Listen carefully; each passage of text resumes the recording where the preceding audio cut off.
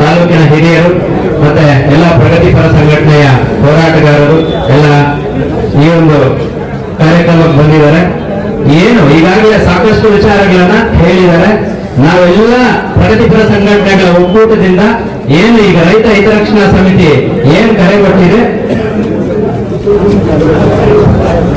ಈ ರೈತ ಹಿತರಕ್ಷಣಾ ಸಮಿತಿ ಏನು ಕರೆ ಕೊಟ್ಟಿದೆ, ಸಾಂಕೇತಿಕವಾಗಿ ಇವತ್ತೊಂದು ಪ್ರತಿಭಟನಾ ಹಮ್ಮಿಕೊಂಡು ನಮ್ಮ ನಿಲುವು ಏನಿದೆ ಸರ್ಕಾರ ಗಮನಕ್ಕೆ ತರ್ತಾ ಇದೀವಿ.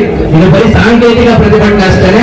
ಮುಂದಿನ ದಿನಗಳಲ್ಲಿ ಇದಕ್ಕೆ ನೀವು ಕ್ರಮ ತಗೊಂಡಿಲ್ಲ, ಶೀಘ್ರವಾಗಿ ಇದನ್ನು ಪರಿಶೀಲಿಸಿ ಕ್ರಮ ತಗೊಂಡಿಲ್ಲ ಅಂದ್ರೆ ಬೃಹತ್ ಮಟ್ಟದ ಹೋರಾಟವನ್ನ, ಉಪವಾಸ ಸತ್ಯಾಗ್ರಹವನ್ನ ಮಾಡಬೇಕು ನಾವು ತಯಾರಾಗಿದ್ದೀವಿ ಅಂತ ಹೇಳ್ತಾ, ನಮ್ಮ ಎಲ್ಲ ಪ್ರಗತಿಪರ ಸಂಘಟನೆಗಳು, ರೈತ ಪರ ಸಂಘಟನೆಗಳು, ಕನ್ನಡ ಪರ ಸಂಘಟನೆಗಳು, ದಲಿತ ಪರ ಸಂಘಟನೆಗಳು ಎಲ್ಲರೂ ಒಗ್ಗಟ್ಟಾಗಿ ಈ ರೈತ ಹಿತರಕ್ಷಣಾ ಸಮಿತಿಗೆ ಬೆಂಬಲವಾಗಿ ನಿಂತೀವಿ ಅಂತ ಹೇಳ್ತಾ, ಮತ್ತೊಮ್ಮೆ ದಯವಿಟ್ಟು ಇದನ್ನು ಬೇಗ ಪರಿಶೀಲಿಸಿ ಇದಕ್ಕೊಂದು ನಿಲುವು ಕಾಣಬೇಕು. ಇಲ್ಲದಿದ್ದಲ್ಲಿ ಬೃಹತ್ ಮಟ್ಟದ ಎಲ್ಲಿ ಬೇಕಾದರೂ ಹೋರಾಟ ಮಾಡೋದಕ್ಕೆ ನಾವೆಲ್ಲ ಒಗ್ಗಟ್ಟಿನಿಂದ ಸಿದ್ಧವಾಗಿದ್ದೀವಿ ಅಂತ ಹೇಳ್ತಾ ನಾನು ನನ್ನ ಮಾತನ್ನು ಮುಕ್ತಾಯ ಮಾಡ್ತಾ ಇದ್ದೀನಿ. ಜೈ ಹಿಂದ್, ಜೈ ಕರ್ನಾಟಕ. ಎಲ್ಲ ರೈತಪರ ಹೋರಾಟಗಾರರಿಗೆ ಧನ್ಯವಾದಗಳನ್ನು ತಿಳಿಸ್ತಾ, ಇವತ್ತೇನು ಸರ್ಕಾರದ ಆದೇಶಗಳನ್ನು ಕೂಡ ಹೊರತುಪಡಿಸಿ ತಮ್ಮ ಮನಸ್ಸಿಗೆ ತೋಚಿದಂತೆ ಇವತ್ತು ಸಣ್ಣ ಪುಟ್ಟ ರೈತರನ್ನು ಒಗ್ಗೂಡಿಸ್ತಕ್ಕಂಥ ಕೆಲಸ ಏನು ಇವತ್ತು ನಡೀತಾ ಇದೆ, ಈ ಕೆಲಸ ಆಗಬಾರ್ದು. ಇವತ್ತು ಬಡವರ ಪರವಾದ ಸರ್ಕಾರ, ಸಿದ್ದರಾಮಯ್ಯನವರ ಸರ್ಕಾರ ಇವತ್ತು ಕರ್ನಾಟಕ ರಾಜ್ಯದಲ್ಲಿ ಅಸ್ತಿತ್ವದಲ್ಲಿದೆ. ನಾನು ಅಧಿಕಾರಿಗಳಲ್ಲಿ ಮನವಿ ಮಾಡ್ತಾ ಇದ್ದೀನಿ, ಫಾರೆಸ್ಟ್ ಆಫೀಸರ್ಗಳಿಗೆ ಮನವಿ ಮಾಡ್ತಾ ಇದ್ದೀನಿ. ಇವತ್ತೇನಾದ್ರೂ ನೀವು ಬಡವರ ತಂತ್ರಕ್ಕೆ ಬರುವುದಾದ್ರೆ ಅಥವಾ ಕಾನೂನು ಬಾಹಿರವಾಗಿ ನೀವು ಬಡ ರೈತರನ್ನು ನೀವು ಒಕ್ಕಲಿಸ್ತಕ್ಕಂಥ ಕೆಲಸ ಮಾಡುವುದಾದ್ರೆ ತಾವು ಅದರಿಂದ ದಯಮಾಡಿ ಆ ನಿರ್ಧಾರದಿಂದ ದೂರ ಸರಿಬೇಕಾಗುತ್ತೆ. ಯಾಕಂದ್ರೆ ಇದು ನಾವ್ಯಾರು ಕೂಡ ಈ ತಾಲೂಕಿನಲ್ಲಿ ಎಲ್ಲ ಚಳುವಳಿಗಾರರು ಕೂಡ ಇದಕ್ಕೆ ಸಹಕಾರ ಕೊಡುವುದಿಲ್ಲ. ನಾವೆಲ್ಲ ಕೂಡ ರೈತರ ಪರವಾಗಿದ್ದೀವಿ. ನಮ್ಮ ಸರ್ಕಾರ ಕೂಡ ಇವತ್ತು ಬಡವರ ಪರವಾಗಿ ರೈತರ ಪರವಾಗಿದೆ. ನಾವು ಆ ರೀತಿಯ ಧೋರಣೆಯಿಂದ ದೂರ ಸರಿಬೇಕು. ನಿಷ್ಪಕ್ಷಪಾತವಾಗಿ ಏನಾದ್ರೂ ಸರ್ಕಾರ ನೋಟಿಫಿಕೇಶನ್ ಮಾಡಿದೆ, ಅದನ್ನು ತೆರವುಗೊಳಿಸೋದಕ್ಕೆ ಅಭ್ಯಂತರ ಏನಿಲ್ಲ. ಅದನ್ನು ಹೊರತುಪಡಿಸೋದೇನಾದ್ರೂ ರೈತರ ತಂಡಕ್ಕೆ, ಸಣ್ಣ ಪುಟ್ಟ ರೈತರ ತಂಡಕ್ಕೆ ಬರುವುದಾದ್ರೆ ನಾವೆಲ್ಲ ಕೂಡ ರೈತರ ಪರವಾಗಿದ್ದೀವಿ ಅಂತಕ್ಕಂಥ ಎಚ್ಚರಿಕೆಯನ್ನು ಸಂದರ್ಭದಲ್ಲಿ ಕೊಟ್ಟ ನನಗೆ ಮಾತಾಡಲಿಕ್ಕೆ ಅವಕಾಶ ಕೊಟ್ಟಂತ ಎಲ್ಲರಿಗೂ ನಮಸ್ತಾ ಇದ್ದೀನಿ. ಜೈ ಭೀಮ್.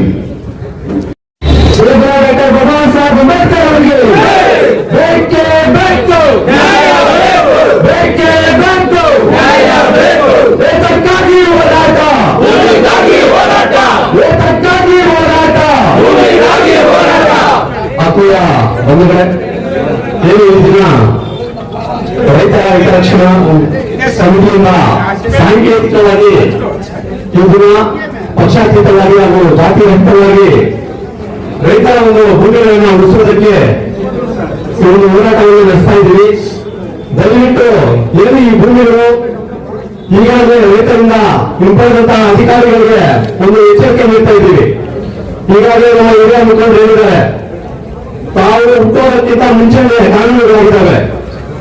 ಏನು ಭೂಮಿ ಕಾಯ್ದೆಗಳಾಗಿರ್ಬೋದು, ಅರಣ್ಯ ಕಾಯ್ದೆಗಳಾಗಿರ್ಬೋದು, ಆ ಕಾಯ್ದೆಗಳನ್ನು ತಾವು ಗಮನದಲ್ಲಿ ಇಟ್ಕೊಂಡು ದೇವಕವಾಗಲಿ, ಆರೋಪವಾಗಲಿ, ಅದು ಏನು ಕಂದಾಯ ಅಧಿಕಾರಿಗಳಾಗಲಿ ಅದನ್ನು ಗಮನಿಸಿ ತಾವು ಸರ್ವೆ ಮಾಡಿ, ಇಲ್ಲ ರೈತರ ಭೂಮಿಗಳ ಇದು ಇಲ್ಲ ಅರಣ್ಯ ಭೂಮಿಗಳ ತಂದಿಟ್ಟು ಸರ್ವೆ ಮಾಡಿದ ಮೇಲೆ ತಾವು ಈ ರೀತಿ ಮಾಡಿದ್ರೆ ತುಂಬಾ ಉತ್ತಮ ಅನಿಸ್ತದೆ. ಆದ್ರೆ ತಾವು ಮಾಡ್ತಾ ಇರ್ತಕ್ಕಂಥ ಕೆಲಸ ಹೆಂಗಿದೆ ಅಂತಂದ್ರೆ, ಜನರಿಗೆ ಊಟ ತಿನ್ನಿಸ್ಬಿಟ್ಟು ವಾಂತಿ ಮಾಡಿಸೋದ ಕೆಲಸ.